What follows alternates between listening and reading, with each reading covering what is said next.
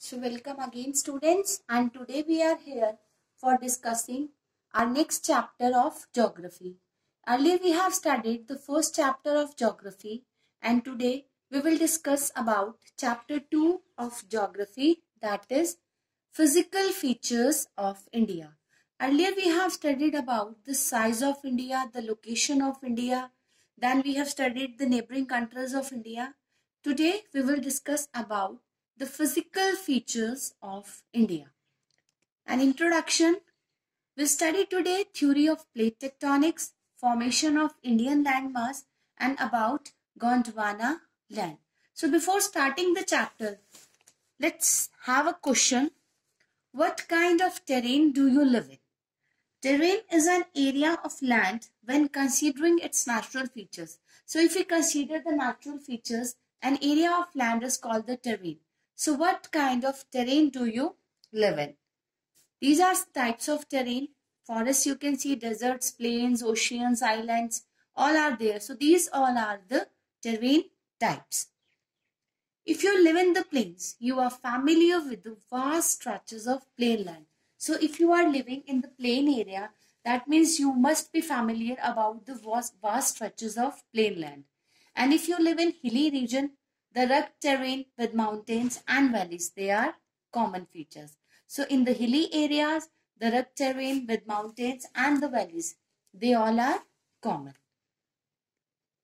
Our country has practically all major physical features of the earth.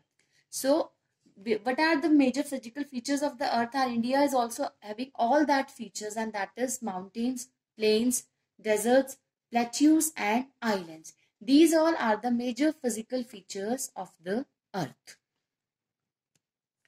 India is a large land mass that was formed during different geological periods which has influenced her relief. So Indian land mass was formed after the different geological periods. And what are geological periods? That is the natural patterns and the changes of earth history. The natural patterns and the changes of earth history is known as the geological periods, and it is just because of the geological periods India has such a large land mass. Besides geological formation, that means besides the natural patterns and the changes of earth history, a number of processes such as weathering, erosion and depositions, they have created and modified the relief to its present form, and due to these processes, our Indian landmass is formed.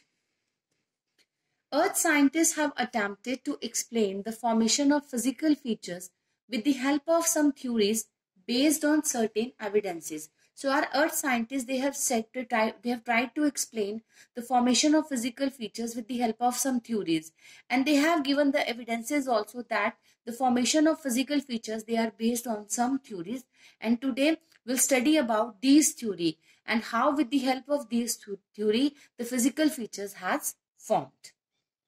The theory of plate tectonics. Here you can see the layers of earth. The earth is having three layers, that is crust, mantle and core. Earth crust is divided into 7 major and some minor plates. Our earth crust, that means the topmost layer of the earth, it is divided into 7 major and some minor plates. And these plates, they are continuously moving or floating on magma. The plates which are on the topmost layer of the earth, that is crust, they are continuously moving, or we can say they are floating on the magma. And these leads to folding, faulting and volcanic activity.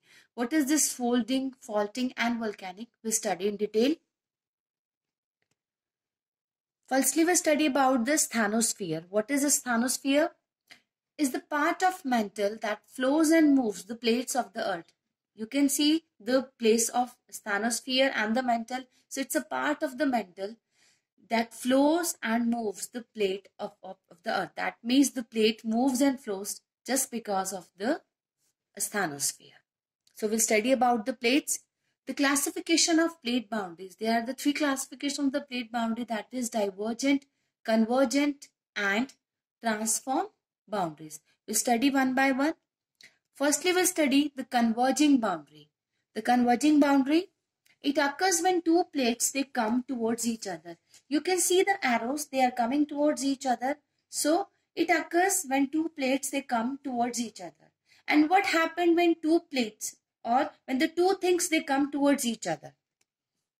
In the event of two plates or the things coming together, they may either collide or crumble, they may hit each other very fast, or they may slide under the other.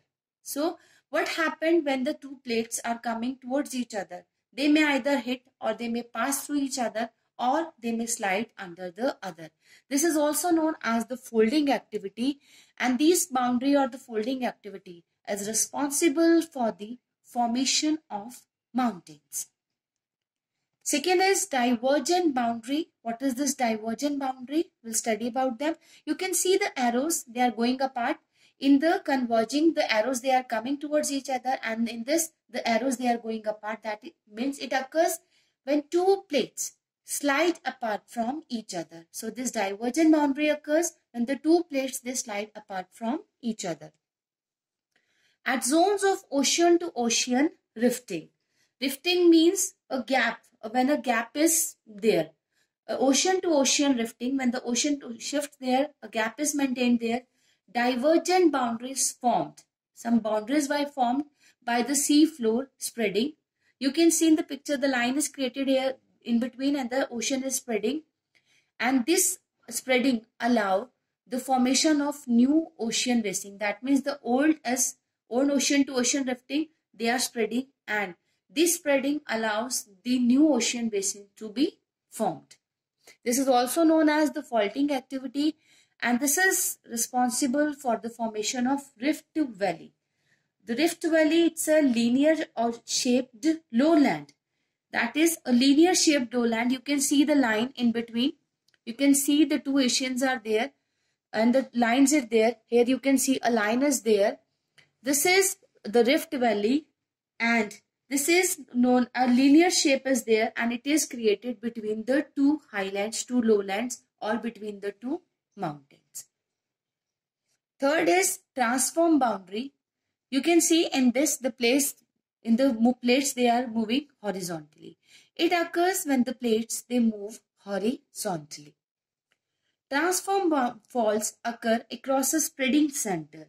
A spreading center, it is also a linear boundary between the two plates. You can see the dots between. The yellow dots you can see in the picture. It's very clear. You can see the yellow dots. There are the yellow dots. You can see it clearly. So these are the yellow dots. These occur a spreading center. Strong earthquake can occur along a fault. When the two plates they move horizontally, then a strong earthquake can occur there. So these are the three boundaries which are responsible for the formation of physical features. Due to these plates movement, plates collide and crumble and they slide under each other. We have seen the movements, they either pass through each other, either they move apart from each other, or they hit each other, or they pass through each other. So these are the theory of plate tectonics. Now we will study the formation of Indian landmass. You can see the earth before million years ago and after today. Today we can see the 7 continents there, and there you can see only one continent is there. It's a picture of earth million years ago. About 300 million years ago, earth didn't have 7 continents. So if we talk about 300 million years ago, earth did not have 7 continents like the present earth is having, but instead one massive supercontinent that is called Pangaea. You can see the clear picture of Pangaea, which was surrounded by a single ocean that was called Panthalassa. Panthalassa, you can see in the other picture, the blue one, that is the Panthalassa, and that brown, the land area, that was Pangaea. Only the one supercontinent was there, and that was covered by the ocean Panthalassa. And Gondwana was half of the Pangaea supercontinent. So it was the half of the supercontinent along with the northern supercontinent known as Laurasia. So Gondwana was half of the Pangaea supercontinent. It was along with the northern supercontinent, that was Laurasia. Gondwana was an ancient supercontinent located in the southern hemisphere. So it was located in the southern hemisphere. Gondwana land included India, Australia, South Africa, South America, and Antarctica as one single landmass. So today we'll see India, Australia, South Africa, South America, and Antarctica as a different countries. But earlier, when the Gondwana land was there, it was counted as the single landmass. The convectional current splits the crust into number of pieces. It is just because of the convectional currents, the crust was split into different number of pieces. What is this convectional current? We'll study next in detail. After split, plates started drifting in different direction. When the plates were splitted, they started moving in the different directions. Indo-Australian plate, they drifted towards the north. So Indo-Australian plates drifted towards north, and the northward drift resulted in the collision, that means they hit each other fast, of the much larger Eurasian plate. So it was also spreaded. So what happened in this process? The Indian landmass was created. So now we'll study about the convectional currents. Warm air near Earth's surface rises and then cools as it goes up. A convectional current is set up in the atmosphere. You can see the clear picture of convectional current. Side picture you can see we have studied in detail about the land breeze and sea breezes in previous classes. So convectional current was like sea breeze and land breeze. The warm air near Earth, it rises up, then it cools down, it goes up, and a convectional current is set up in the atmosphere. So this was we have studied today how the Indian landmass was formed. It was not till this slides. We have studied only the theories. In our next slides, in our next discussion, we'll study about the other formation of Indian landmass.